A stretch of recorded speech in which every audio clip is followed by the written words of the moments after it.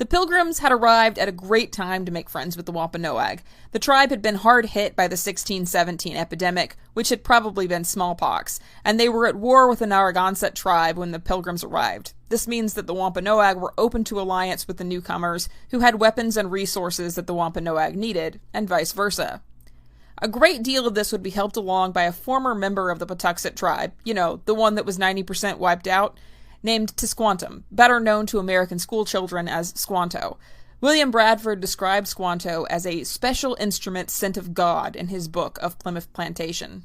Squanto's interactions with Europeans prior to this hadn't given him the best first impression of colonists and explorers, and it starts far before his meetings with the Pilgrims. 6 years before the Mayflower arrived, a slave trader captured Squanto along with several others of his tribe and sold them into slavery. While he was gone from his tribe, illness wiped out about 90% of the coastal tribes, hitting his own tribe especially hard. Eventually, he would escape and make his way back to his home around 1619, only to find it deserted.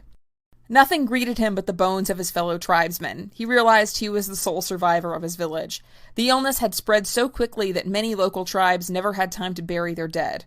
Though the Wampanoag were not his tribe, Squanto was taken in by them, likely as a captive or servant rather than a full member of the tribe. Due to his English-speaking abilities, which he had learned during the period in which he was enslaved, Massasoit used him as a translator for his interactions with the Pilgrims, and Squanto established himself as a key resource for the Pilgrims at Plymouth, teaching them how to survive and negotiating between the native tribes and the colonists. He also assisted in the construction of the Treaty of Peace between the settlers and the Wampanoag tribe, which heavily favored the English, to be honest. Squanto soon moved to the settlement and helped the newcomers learn to farm efficiently in the native way, which, yes, did include using fish to fertilize the soil.